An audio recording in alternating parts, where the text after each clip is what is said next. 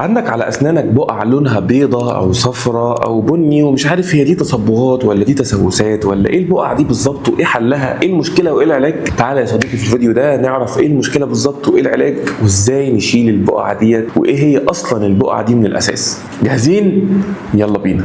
بقع الاسنان شكلها بيضايقنا كلنا اول ما نضحك، ومعظمنا بيكون فاكر ان البقع دي عباره عن تصبغات، لكن الحقيقه الموضوع اكبر من كده بكتير. احتمال كبير جدا ان البقع دي تكون اول علامه من علامات التسوس. اول حاجه لازم نعرفها وهي ان طبقه المينا هي عباره عن الغلاف او الدرع اللي بيحمي السنه من التسوس واللي بيديها لونها وشكلها، وكمان هي بتكون اصلب طبقه موجوده في السنه، وبالتالي هي اللي بتحمي السنه من اي بكتيريا او اي حاجه تدخل تخترق السنه دي وتخليها تسوس او يحصل فيها اي مشكله. فطبقه المينا دي لازم دايما نحافظ عليها قويه وصحيه وما فيهاش اي مشاكل ابدا، لان طبقه المينا ديت اول ما تتاثر او يحصل فيها مشكله بنبدا نلاحظ عليها طبقه من التصبغات، ممكن تكون بيضه او صفراء او حتى بني.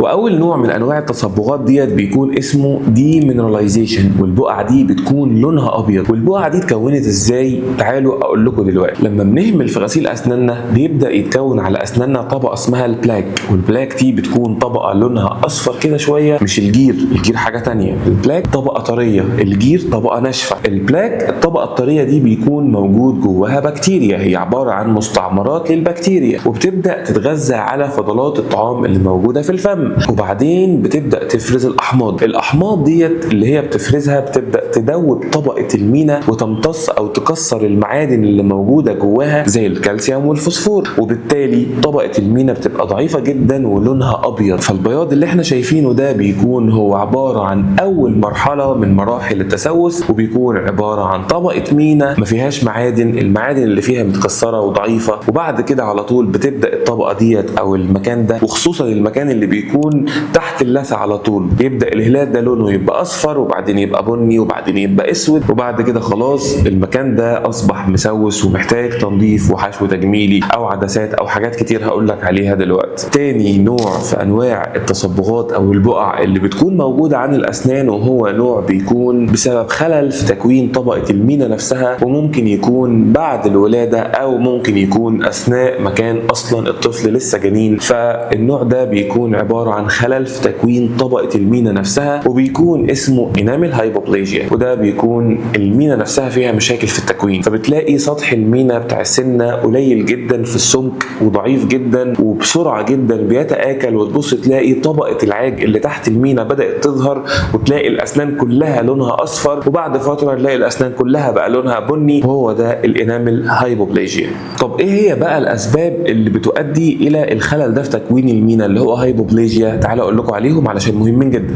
اول سبب وهو عوامل وراثيه، في اطفال كتير جدا بيتولدوا اصلا اسنانهم عامله كده. تاني سبب وهو نقص التغذيه، لو كان لسه الطفل جنين اثناء الحمل او خلال اول سنتين بعد الولاده. ثالث سبب ممكن يكون اصابه في السنه اللبنيه نفسها. يعني ايه؟ يعني اوقات كتير جدا الطفل بيتخبط في سنته اللبنيه فالسنه تتكسر والعصب بتاعها يتاذي او يحصل فيه التهابات ومشاكل. السنه الاساسيه نفسها اوقات كتير ممكن تطلع متاثره بسبب الكدمه او الخبطه اللي حصلت دي في ظاهره اسمها تيرنرز توث او سنه تيرنر، ودي بتكون تاثر السنه الاساسيه بسبب كدمه او خبطه شديده في السنه اللبنيه. السنه الاساسيه وقتها هيطلع فيها بقعه، فالسنه الاساسيه لما تطلع في الفم وتظهر ممكن تظهر وهي فيها بقعه بسيطه كده مكان الكدمه او الانفكشن والبكتيريا اللي حصلت في السنه اللبنيه. في سؤال كمان بيقول هل البقع هي التصبغات؟ والحقيقه ان هم مختلفين عن بعض تماما، لان التصبغات بتكون تصبغات خارجيه بتتحط او بتتجمع على سطح السنه بسبب القهوه والشاي والدخان والمأكولات والمشروبات الكتير، وكمان بتتشال بسهوله جدا جدا عند دكتور الاسنان بتنظيف الجير والتلميع العادي اللي كلنا بنعمله. لكن البقع اللي بتبقى موجوده على سطح السنه وبتكون لونها ابيض او بني دي مش بتكون تصبغات موجوده وهتتشال بسهوله، دي بتبقى موجوده في طبقه المينا نفسها وديفكت او خلل موجود في طبقه المينا نفسها، وبالتالي ما نقدرش ابدا نشيلها بتلميع او بتبييض حتى او باي حاجه. دي بتبقى محتاجه تدخل وعلاج معين على حسب سبب البقع دي كان ايه من الاساس. لكن البقع ديت خصوصا البيضة او البنية بتكون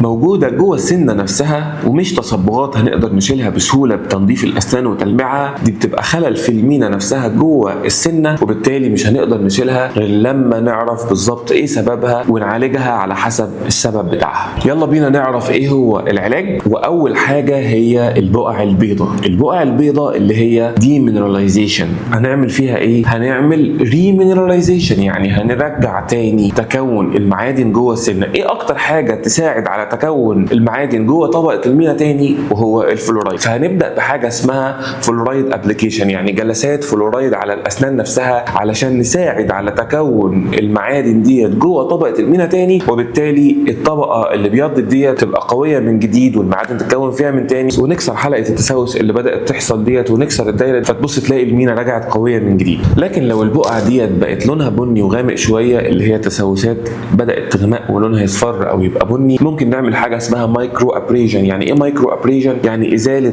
طبقة سطحية من المينا بلطف في الجزء اللي فيه بدايات تسوس ده، بحيث ان احنا نوقف برضو التسوس لحد الوضع ده. ولو حسينا ان التصبغات ديت موجودة جوه الاسنان نفسها وعلى السنة كلها لونها غامق، ده في الغالب بيكون بسبب تصبغات داخلية بقى على مدار السنين. فممكن نعمل تبييض عند دكتور الاسنان وتحت اشرافه علشان نعمل تبييض في السنة كلها او في الاسنان كلها. وممكن التصبغات دي تكون في سنة واحدة معينة بسبب ان السنة دي معمول لها علاج جذور من سنين، فالسنة مع الزمن لونها اتغير وغمق جدا، فممكن نعمل لها برضو تبييض لوحدها، لكن تبييض داخلي جوه السنة نفسها عشان لونها يرجع يبيض هي من تاني، وبعد كده تبقى نفس او قريبة جدا من نفس لون الاسنان اللي جنبها. لكن بالنسبة للناس اللي بيكون عندها البقع اللي هي بدايات التسوس، تقدر تمنع ده وتوقفه تماما لو عملت شوية حاجات. اول حاجة وهي انك تغسل اسنانك يوميا مرتين بمعجون فيه فلورايد. ما تتمضمضش بعد ما تغسل اسنانك، تسيب الفلورايد موجود على اسنانك اطول فترة ممكنة، نص ساعة ولا حاجة، وبعدين تقدر تشرب مية او تتمضمض. تاني حاجة نقدر نعملها برضو للاطفال وهي الفلورايد ابليكيشن، ان احنا نفضل نعمل لهم جلسات فلورايد عند دكتور الاسنان لحد 6 سنين. ده بيكون مهم جدا، ممكن كمان لحد 12 سنة. ده مهم جدا علشان نقوي طبقة المينا عند الاطفال والاسنان كلها تكون قوية، وبالتالي التسوسات تبقى صعب جدا تحصل لها في وقت قليل او بسهولة. وكمان نقلل من معدل التسوس ونخليه بطيء او ما يحصلش اصلا من الاساس. غير طبعا التغذية الصحية والكالسيوم والفيتامينات اللي موجودة في الاكل، وفيتامين دي كمان بالذات لازم دايما يكون موجود في الاغذية، علشان فيتامين دي ده اكتر فيتامين بيساعد على امتصاص الكالسيوم من الاكل اللي الطفل بياكله، تساعد على تقوية طبقة المينا في الاسنان، وبالتالي كل المشاكل ديت تقل تماما وما تظهرش عندنا اصلا. فلو لاحظت على اسنانك اي بقع، ما تتاخرش ابدا واستشير طبيبك واعرف ايه المشكله وايه الحل قبل ما المشكله دي تزيد وتلاقي علاجها بقى صعب ومكلف. اتمنى الفيديو ده يكون عجبكم، ما تنسوش تعملوا لايك للفيديو عشان اللايك دي معناها شكرا يا دكتور على الوقت وعلى المجهود. واستنوني في الفيديو الجاي واللي هنتكلم فيه عن فراغات الاسنان زي اللي عندي دي، وايه المشكله ديت بتحصل بسبب ايه وهنحلها ازاي. والفيديو هيكون جميل جدا ان شاء الله وهيعجبكم. ومش هننسى نصلي طبعا على حبيبنا النبي في اخر كل فيديو زي ما اتعلمنا. فاللهم صل وسلم على نبينا محمد وعلى اله وصحبه وسلم. انا معكم دكتور عبد السلام محمد، والى اللقاء.